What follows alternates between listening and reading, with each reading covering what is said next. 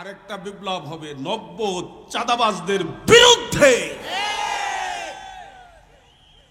চিন্তা করতে পারেন আপনি বাংলাদেশটার মধ্যে চিন্তা করা যায়? এখন এটা চিন্তা করা যায়? আপনারা অনেকে দেখেছেন সোশ্যাল মিডিয়ার জমানা। বাংলাদেশের একজন আলোচিত বক্তা আমাদের বন্ধুবর মাওলানা সোহাইব আহমদ আশরাফি, হবিগঞ্জের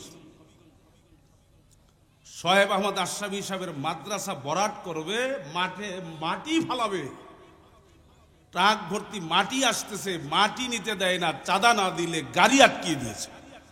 চিন্তা করতে পারে? এত ক্ষুধার্ত তোমরা, এত পেটে ক্ষুধা, একটা মাদ্রাসা থেকেও চাঁদা নিতে হবে? চিন্তা করা যায়? এটা চিন্তা করতে পারে?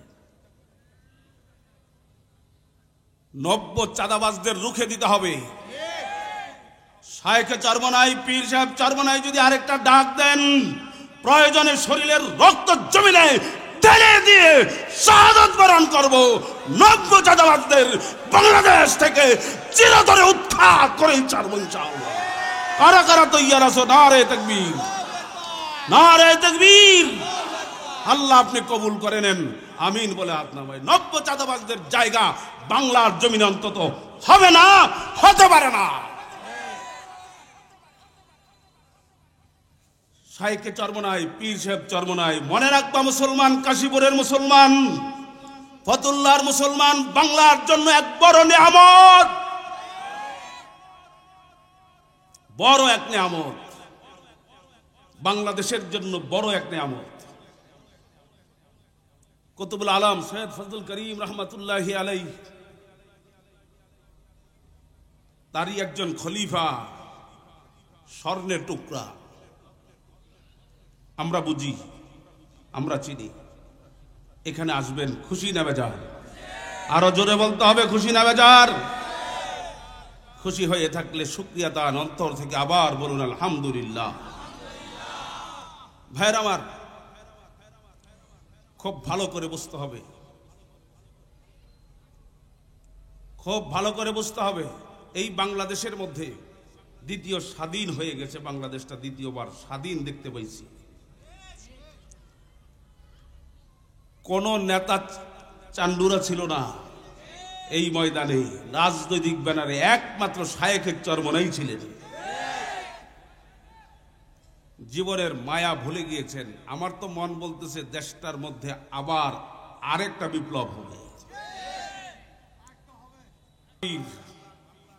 পীর সাহেব হুজুর চরমনাই, শায়েখে চরমনাই, তাদেরকে চিনবা মরার পরে, মরার পরে। এখন তো চিনো না, চিনবা মৌতের পরে। বৈষম্য বিরোধী ছাত্র আন্দোলনের সমন্বয়ক সার্জিস আলম, সার্জিস আলম চিনছে শায়েখে চরমনাই কি, পীর সাহেব চরমনাই তারা কারা? সার্জিস আলমের মতো টাটকা যুবক চিনতে পারছে, তুমি চিনতে পারো নাই।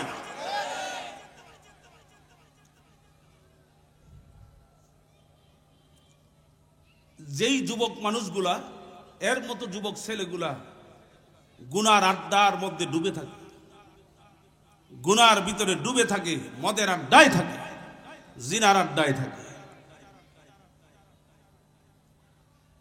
সার্জিস আলম তো বলেই ফেলছে, শায়েখে চরমনাই, পীর সাহেব চরমনাই, তাদের অবদান আমরা ভুলি নাই। এটা ভুলার মতো নয়। যে সাহস জুগিয়েছে, এটা ভুলা যায় না। বাংলার ইতিহাসে দ্বিতীয় স্বাধীন বাংলাদেশ, দ্বিতীয় স্বাধীনতার ইতিহাস যদি লিখতে হয়, শায়েখে চরমনাইকে বাদ দিয়ে কোন ইতিহাস বাংলাদেশে রচনা হবে না। মুফতি ফয়জুল করিমকে বাদ দিয়ে দ্বিতীয় স্বাধীনতার ইতিহাস রচনা বাংলাদেশে হতে পারে না। নেতারে ভালোবাসেন, খুব ভালোবাসেন তো? কথা কয় না, নেতা আছেন আমার, নেতারে ভালোবাসেন না? নেতারা কেডা? বল্টু? বল্টুরে নেতা বানাইও না। নেতারে ভালোবাসেন, নেতার আহাল ইয়াল আছে, তার পরিবার পরিজন আছে।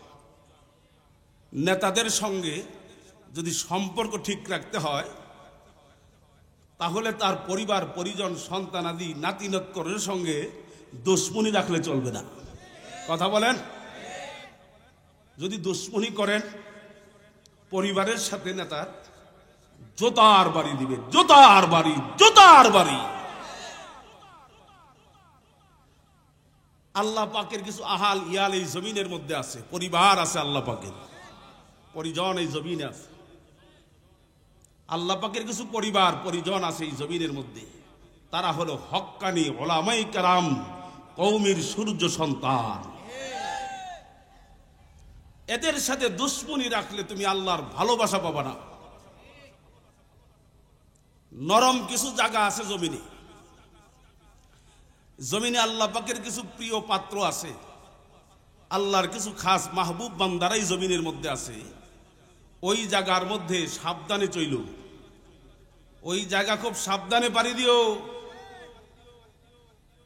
যদি অসতর্কতা বশত চলো আর দুশ্মনী রাখো তাহলে মনে রাখো, হাত পা ভেঙ্গে পিছল খেয়ে ভেঙ্গে পঙ্গু হাসপাতালে অথবা ঘরের মধ্যে পঙ্গু হয়ে বসে থাকার বিকল্প কোনো রাস্তা তোমার জন্য খোলা থাকবে না।